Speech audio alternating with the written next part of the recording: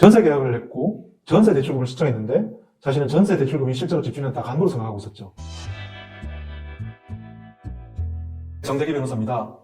오늘은 최근에 문제가 됐던 T 사기, 대출 상담사 T의 사기 범행에 대해서 제가 설명드리겠습니다. 제가 직접 상담했던 내용은 어떤 내용이냐면 T와 그리고 은행 직원이 공모를 했습니다. 어떤 식으로 공모를 했냐면 은행 직원이 이제 소형 빌라를 매수하기로 하고 소형 빌라의 매수 자금은 전세 세입자의 전세 대출금을 충당하자 이렇게 얘기를 했습니다. 그래서 매매 대금의 90% 가까운 대출금을 만들어내고 그 대출금을 바탕으로 빌라를 취득하고, 그런데 전세 세입자니까 전세 계약서는 은행에 제출했지만 실제 집주인과 전세 세입자 사이의 계약은 월세 계약 형태로 만들어낸 거죠. 전세 계약을 했고 전세 대출금을 신청했는데 자신은 전세 대출금이 실제로 집주인한테 다 간 걸로 생각하고 있었죠.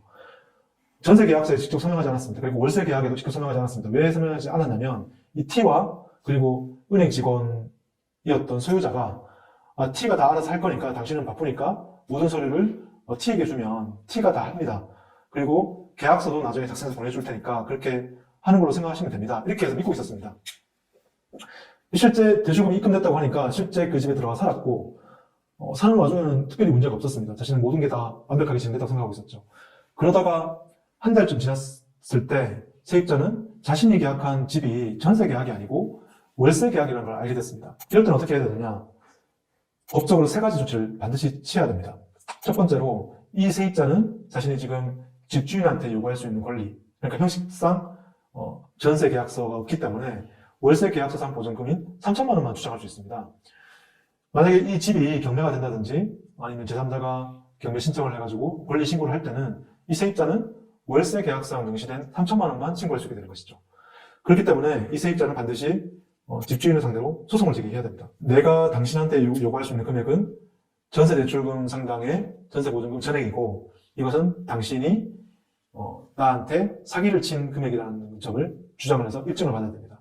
그래서 계약 체결됐던 당시의 정황들을 다 증거로 제출하고 재판에서 자신이 전세 사기 피해자로서 실제 전세 보증금이 건네진 금액은 억대 전세 보증금이라는 사실을 입증받아야 되는 것이죠. 그래서 첫째로 집주인을 상대로 인사소송을 제기를 해서 자신의 전세 보증금 전액을 다 인정을 받고, 그리고 집주인의 다른 재산에 대해서 가압류를 통해서 일단 재산 보존을 하고, 그리고 이를 바탕으로 자신의 권리를 확보해서 향후의 모든 절차에서 대비할 필요가 있고요.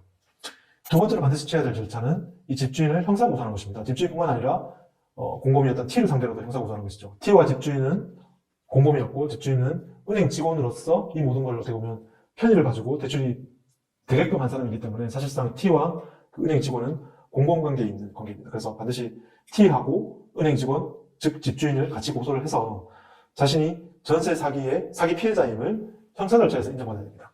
세 번째 반드시 취해야 될 조치는 국토부의 전세 사기 피해자 인정 신청입니다. 전세 사기 피해자임을 인정받아야지만 자신이 거주하는 집이 경매가 된다 하더라도 그 경매 절차를 일단 중단하거나 유예할 수 있는 권리가 생깁니다.